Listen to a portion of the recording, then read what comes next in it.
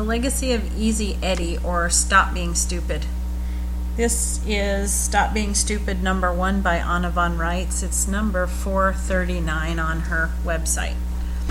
And it starts out like this. Al Capone's bookkeeper was a very talented and engaging young accountant named Easy Eddie O'Hare. Easy Eddie gave us O'Hare International Airport in Chicago, thanks to his war hero son, and he gave us the system of accounting that he designed for Big Al via the FBI and the IRS, and later adopted by the Government Accounting Office in 1946. This is officially called double entry accrual bookkeeping, or more commonly, keeping two sets of books. The IRS and the FBI found out about this nifty, tricky accounting when they were investigating and prosecuting Al Capone. They liked it so much that the government of the United States officially adopted it following the Second World War. The concept is simple. Split the streams of income into budget and non-budgeted categories. Then present only the budget amount for public notice and discussion. People will naturally assume that the budgeted amount is all there is and not ask about the non-budgeted income, which becomes a giant secret slush fund. That's what happens every year at every level of government. A budget is proposed and seconded, and everybody gives all their attention to the amount budgeted, and everyone assumes that this is all there is to discuss, the only money available. But let's pretend you're a miser, and even though you have $20 million in income every year, you decide to live on $50,000. Over the course of the year, you have to spend $55,000, which gives you a $5,000 deficit to moan about. If people don't know that you have all the rest of your untouched fortune sitting in the bank, they'll feel sorry for you and assume that you are in financial difficulty because of this budget deficit. Fooled by your false dilemma, people might even be willing to let you tax them some more. It's the same way with the poor-mouthing rats in D.C. and in your state capitals, too. They talk endlessly about the budget deficits, but never a whisper about what is actually in the bank or investment house being played with by politicians and their buddies, the slush fund managers. In the same way they talk about the national debt and seek to give people the idea that there's some gigantic, overwhelming $20 trillion debt hanging over our heads. In fact, in a fiat debt credit monetary system, no such thing is possible. Any national debt is instantly offset by an answering national credit. So all that palaver about the national debt is just shinola, and that big automated screen with the rapidly moving numbers counting up the national debt, or shinola. And the truly interesting question is, how are they endeavoring to hide or deny the existence of the national credit? Who's trying to steal it? All this creative accounting going on in the state capitals in D.C. has reached a fevered pitch, but more and more people are waking up and asking the embarrassing questions such as, why aren't you replenishing the Social Security trust accounts? There's plenty of money to do it, socked away in public employee pension funds and public employee association investment funds and external investment funds and mental health trusts and every other kind of speciously labeled fund name and title you can imagine. And there is more money holed away in unspent obligations and apportionments, money that Congress and various state of blank legislators set aside from the public purse in prior years' budgets and never actually spent, so that these allocations just sit there for years and years gathering interest, more slush on top of slush. These are commonly called internal investment funds because they came out of budgeted money, while external investment funds are derived from unbudgeted slush fund income and income streams that never see the light of day. The take-home message to you is to stop being stupid. Ask the hard questions. Let's see the accounting, boys, the real stuff, all of it. Stop believing this tripe about national debts that aren't offset by national credit. Stop listening to this bullpoopy about budget deficits, and stop feeling sorry for the poor-mouthing politicians who are just setting you up to steal more of your money. Obviously, for the rats to be able to track their own slush funds and to make sure all the kickbacks are working properly, there has to be a real accounting somewhere. And a few years back, a mild-mannered commodities broker from Arizona found it buried in what the various units of government call the Comprehensive Annual Financial Report, the CAFR. Thanks to one man, Walter Buren, and to accountants who actually knew Easy Eddie, we now know the truth, and so do you. So stop debating, discussing, or even thinking about how to meet any budget deficit and start asking instead, where's the money, honey? Please take the time and listen and learn from Walter Buren and his team at the CAFR Swindle, the biggest game in town, on youtube.com. There's a long description here. Look at it at 439. See this article and over 500 others on Anna's website at annavonreitz.com to support this work. Look for the PayPal button on this website, and you spell it ANNAVONREITZ.com. The Old World Order, or Stop Being Stupid Part 2 by Anna von Reitz. And on her website, this is number 440, essay number 440. The Old World Order, or Stop Being Stupid Part 2. Our actual government is in tatters. It is hanging on by a ragged thread. It exists mostly at the township and county levels, and even those bulwarks are being undermined and downplayed and enclosed legally by councils of county governments. If we don't wake the hell up and tend to our own knitting, there won't be any knitting to tend. No republic left. Our enemies will claim that there are no actual American state nationals left. They will point at all the bogus paper records and say all these people are United States citizens or citizens of the United States. There's nobody left. All the American state nationals are dead. Their governments, the actual sovereign states and their land jurisdiction governments, like the Wisconsin state and the Wisconsin state, are no longer populated, no longer funded, no longer staffed by anyone, and then they will claim that everything that belonged to our grandparents is, quote, abandoned property without known heirs. And they will claim that they have established exclusive legislative jurisdiction over us, and they will take over, and that will be that. We will be serfs serving the New World Order, which is just a name for the Old World Order, wearing new suits. Their quote, new order is nothing but feudalism imposed via legal chicanery. What's new about that? Gangs of thugs pushing other gangs of thugs around and sending out tax and bill collectors to rape and pillage the people is older than Rome and Nottingham.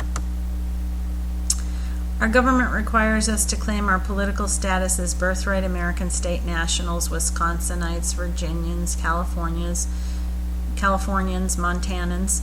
Our government requires that we enforce the actual Constitution for the United States of America, not stupidly accept a bogus corporate charter as if it was the treaty and contract owed to us and our progeny. Our government requires us to organize and assemble as jural assemblies in every county of the land. Our government requires us to operate those counties on the land to form the lawful government of our sovereign state. For example, the Wisconsin state, not the state of Wisconsin, not the Wisconsin state in all capital letters, which are nothing but fictional entities. Our government requires knowledge and participation and organization of the people, by the people, and for the people. And by the way, the word people is Hebrew for militia, nothing else. Our government requires us to self-govern, not rent a government from France or from England. Our government is designed to be an outright reflection of our own innermost government of ourselves. The judicial branch is supposed to reflect our conscience, and the legislature is supposed to reflect our reasoning mind, and the executive branch is supposed to reflect our will. And just as we exercise all three to govern ourselves, our government is meant to govern our nation. Instead, we've got a federal rent-a-government operation on our shores pretending to be us and pretending to, quote, represent us as our agents. They have stolen our identity and our credit and left us to pay their bills. They are nothing but criminals. So, folks, we've had the International Monetary Fund doing business as the, all capital letters, United States Incorporated, charging us for all sorts of services we never ordered and spending our credit into oblivion and committing our sons and daughters to wars for profit. And we've had the Federal Reserve doing the business as the all capital, the United States of America Incorporated, printing our money and stealing us blind. And you still think that that thing in Washington, D.C. is our government? You think that if we get a different central bank to spawn another governmental services corporation under a new name and call it our government, it's supposed to be our government? Wake to glory up. That's their government, federal, territorial, and their government, federal, municipal. Not our government, by definition. The federal government, quote, has been run by the Brits since day one. It is populated by, quote, inhabitants who, quote, reside on our shores, loyal subjects to the Queen, known as United States citizens, and also loyal subjects of the British Crown, known as citizens of the United States. Want to know how we got a Kenyan president? Why, Obama doesn't have to be natural born here. It's because he isn't our president. We haven't elected a president since 1860, and it's our own damn fault. The King of England changed hats and conveniently pretended that because he changed hats, he was no longer obligated to act as our trustee on the high seas and navigable inland waterways. That ruse didn't work. War of 1812. So then he pretended that we knowingly and willingly agreed to subject ourselves to him and his dominion as monarch and to live in our own country as mere inhabitants in exchange for benefits that we pay for ourselves as, quote, donations to the public charitable trust established for the relief of poor Negro plantation slaves displaced by the Civil War. Wake up, wake up, wake up! So now when all these groups appear out of nowhere claiming to be the rightful lawful government owed to us, I say, to hell you beller. Have you taught the people the meaning and importance of their political status? Have you helped them declare their proper status as American state nationals and change the public and international records to reflect it? No, none of them have done that, not a whisper from any of them. Have you organized rural assemblies in each of the 3,100 counties and educated the county sheriffs about the difference between peacekeeping and law enforcement? No, none of them have done that either. Have you further organized these county rural assemblies to operate as lawful land jurisdiction state governments? Nope, not one finger lifted. So what are these numerous groups all claiming to, quote, be our government? Fakes. Because in order to be our government, people must be educated, must be given full disclosure, must freely choose their political status, must record that status, must form rural assemblies, must elect their county justices of the peace, their sheriffs on the land, their assemblymen, their fiduciary deputies. All of it must be built and done, and not one of these supposed national organizations has done diddly to accomplish the job. They may indeed represent a nation, but it isn't our nation, and certainly not our 50 separate nation states. Let me repeat, our government flows from the bottom up, from each one of us to our township, our county, our state, and then our state delegates, a small portion of the power to the federal government, engaging it as a subcontractor to provide 19 enumerated services in the international jurisdiction, period. Our government does not operate in the reverse order from the federal government down to the little subjected subservient slave serf at the bottom of the great inverted federal pyramid. Again, it may be a government, but it's not our government. So all these groups seeking to replace merely the federal government are in fact either one, grossly ignorant, or two, more foreign interlopers trying to lay false claims against us and our assets. And in either case, I have no cause or reason to stand mildly by and not object. The government of France, that is the French Central Bank, that is Jacob Rothschild, has fronted Le New Republique, and for now, it is functioning and providing the services it needs to provide. That doesn't mean it's our government. That doesn't mean that any organization like it can be our government. As I said yesterday, exercising the rights of a sovereign is not the same thing as being a sovereign. The federal government has exercised 19 of the powers owed to the sovereign states and the people of this country under delegation.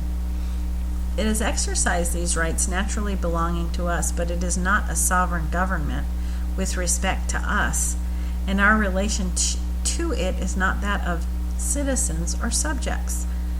The central bankers and the Pope and the British monarch and the Lord Mayor of London and all the other party hardies responsible for this mess need to get their mitts off our names, estates, copyrights, trademarks, trust accounts, public utilities, and everything else naturally belonging to us. And stop pretending that any of their manufactured out of thin air governmental services corporations are our government. Le New Republique is what it is, and for my money, at least it is competent and not, after a few initial forays to test the water, trying to pretend to be anything it is not.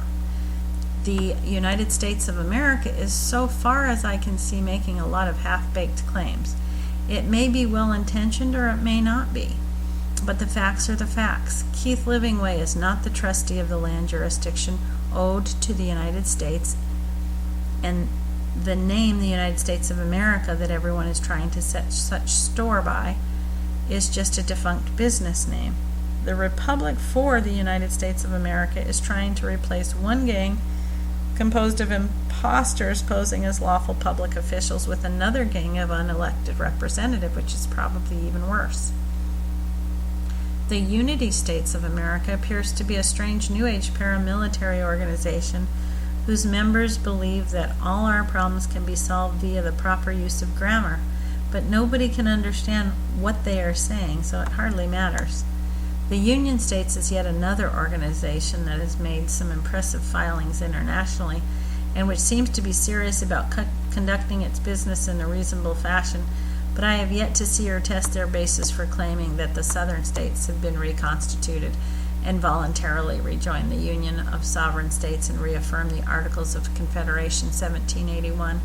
Last but not least, not as a competitor but as an advocate, I am standing for the old republic, the only actual republic there is or has ever been, vested entirely and completely in the people of these 50 sovereign nation states, and in the jural assemblies they use to organize their governmental business and form courts, counties, and state governments. The people created the jural assemblies, the courts, the counties, the states, and the states have created the federal government.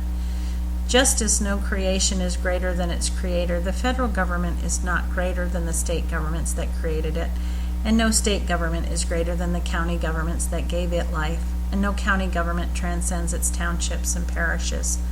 Absolutely none,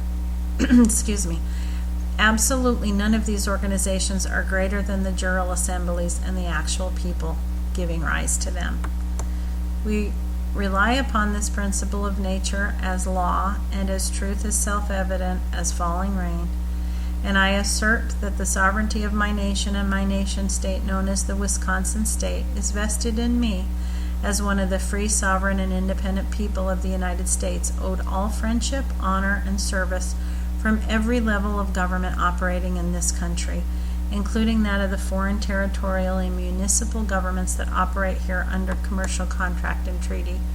Under our law and our government, every man and woman is the sovereign of themselves and possessor of their own castle, however humble it may be. Those who forget these precious principles forget who they are and who we are, to the endangerment of peace and against the honorable purposes of law. See this and over 500 others on Anna's website at annavonreitz.com. To support this work, look for the PayPal button on this website. And to spell the website, it's ANNAVONREITZ.com.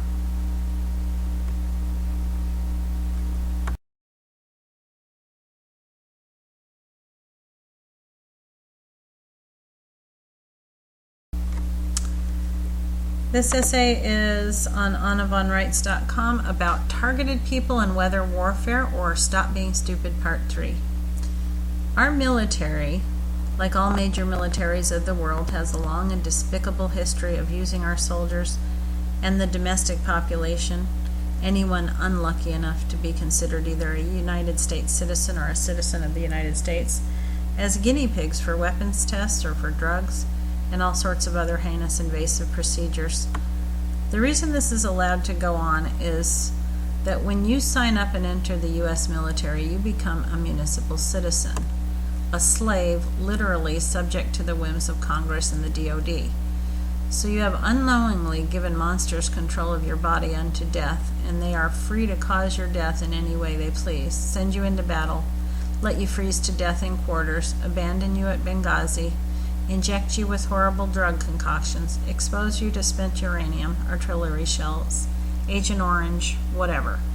If more people know that, they would never sign up and join the United States Armed Forces at all. Also, most people who receive their DD-214 and who are officially discharged from such service assume that they are out of the woods and no longer classified as municipal citizens once they leave the Army, Air Force, Navy, etc. Wrong. That's the way it used to be. Nowadays, you have to write a letter to the heads of these service branches and to the Secretary of Defense and the Secretary of State where you live, plainly stating that you have been honorably discharged and have retired from any political status or association with the United States, and are now returned to your birthright status as an American state national, and you have to keep a copy of this as proof of mailing, so that if anyone claims you are still under contract and agreement to act as a United States citizen and be subject to the whims of Congress and have given up your constitutional protections, you can tell them go blow and do it sideways.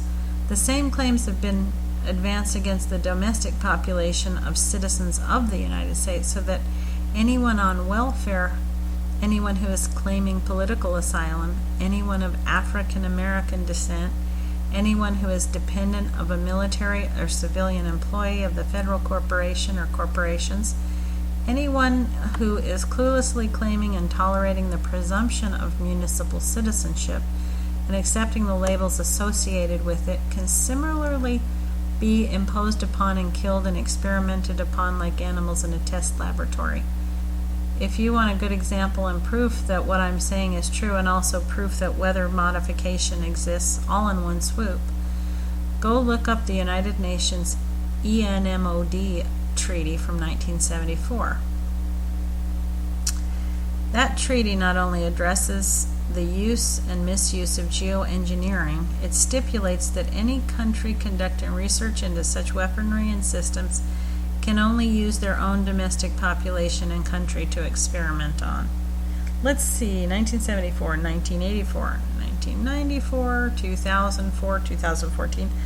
I count that as 42 years that it has been fully and officially admitted that weather modification exists, and that weather warfare was seen as a problem requiring international treaties. So please, someone tell me why there is any controversy over this being real. But even more interesting from my standpoint is the provision that domestic populations could be used as guinea pigs. So what is a domestic population? In this case, it means domestic or internal population with respect to the United States.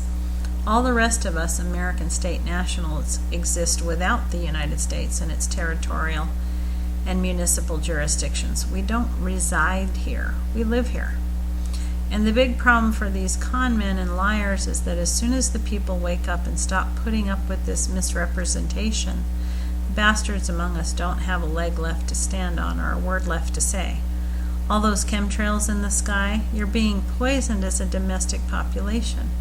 The poison fluoride being added to your water, you're being controlled as a domestic population. The mercury in your vaccines, the hundreds of untested drugs flooding the market and resulting in millions of lawsuits, that's all okay because guess what? You are being considered domestic with respect to the United States and subject to every whim of the Congress and the 3 commissioners running the District of Columbia. Oh, and all their good buddies, Monsanto, Procter, Pfizer, etc., etc., etc.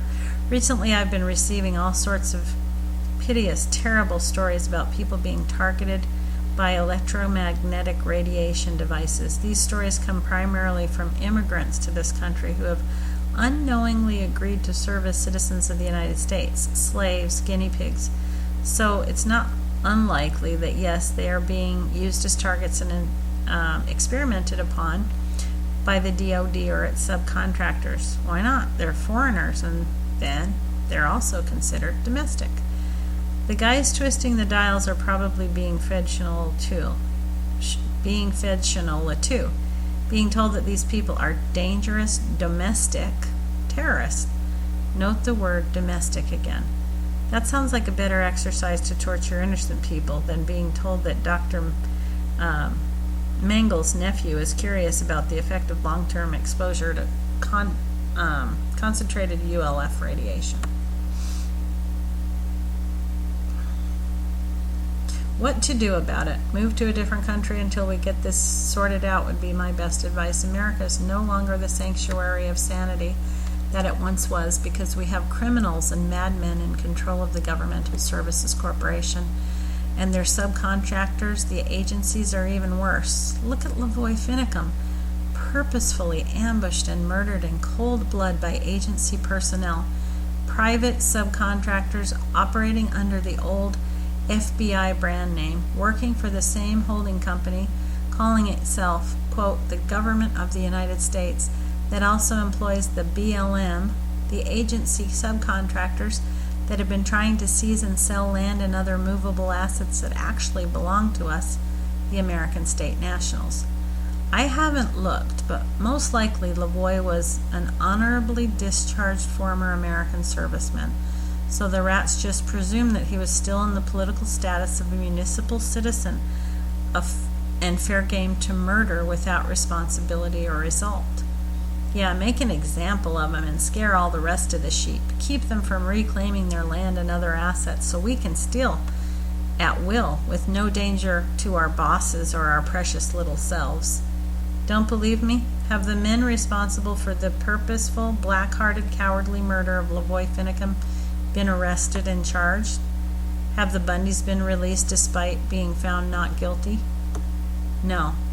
Yet another totally bogus foreign state-of-state corporate franchise operation is holding them under the false presumption that they are United States citizens or citizens of the United States.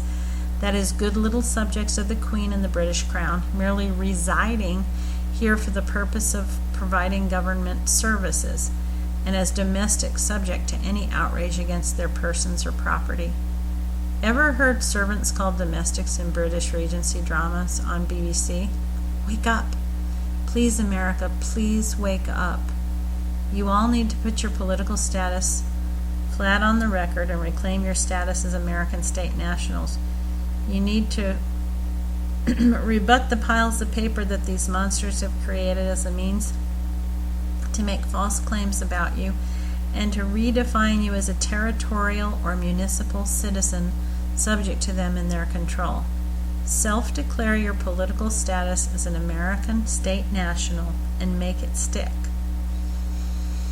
See this article and over 500 others on Anna's website here at AnnaVonReitz.com. To support this work, look for the PayPal button on this website, and you spell it ANNAVONREITZ.com.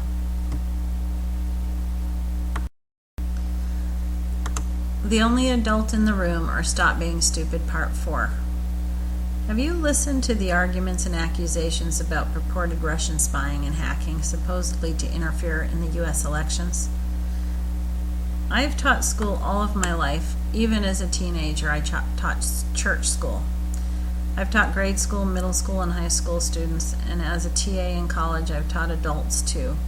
One of the things that teaching forces you to do is to learn. Ironically, you can't teach anyone else anything without learning things yourself. You're just learning different things than your students. They're learning to spell or to write coherent sentences and unravel the meaning of statistics, or discovering the evidence of electric current, or learning the names of stars. You're learning how people think and how they react to new information, and being tasked to answer questions nobody in your textbooks bothered to answer. So one of those things I've learned, and which any decent teacher learns very early on, is to discern when a student is flibberty-gibbeting, trying to escape perdition or at least a red ink pen by arguing a non-related non-argument in answer to an actual fact or problem. The actual fact or problem is that John Podesta's emails are evidence of filthy crimes and cheating and nastiness beyond belief. And all Hillary and Obama want to whine about is how they got caught. Oh, it was so unfair that criminals and sociopaths and child molesters were exposed. Oh, those terrible, sneaky Russians. Those devious Republicans. Oh my, oh my. But don't pay attention to the evils, the hideous, immoral, venal corruptions exposed by the leaked emails. Don't screw together your logic circus and say, who cares how this filth was discovered or who discovered it? What's important is that the emails are true, that leading members of the Democratic Party are criminals and pedophiles and deserve to be rounded up and prosecuted. What they are trying to do now unsuccessfully is to argue a technicality in the court of public opinion. They're trying to say that how they were caught or the identity of those who caught them is more important than the crimes and acts of immorality they have committed, and that simply isn't true. They are trying to say without any credible proof that the Russians were trying to undermine Hillary. Looks to me like Hillary undermined herself by participating in this nastiness as a major player and by hiring John Podesta. Failures of both morality and judgment that she can blame nobody else in the world, not even Bill.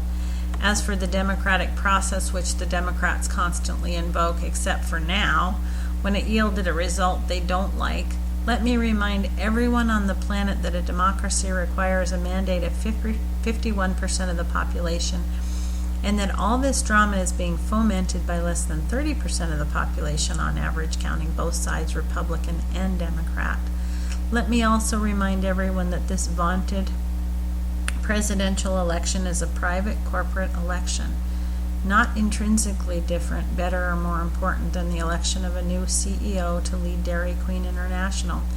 It has nothing to do with the actual government owed to this country. When you put all the hype and provably false assumptions aside, there's nothing here to get excited about. It's just situation normal for the United States, which is a filthy little cesspool on our shores being mismanaged, as it always has been by European powers, and which is no more American than a goat is a sheep. So stop being stupid. Be glad that someone somewhere made the effort to begin draining the swamp, sucking up the septic, and cleaning up the vomit. It had to be done. Whether we like it or not, a great deal more of the similarly dirty and thankless work has to be done. The entire governmental structure of the planet needs to be flushed and composted and turned into something worthwhile. Who knows, maybe when it's all said and done, we can grow a rose bush. See this article and over 500 others on Anna's website at annavonreitz.com.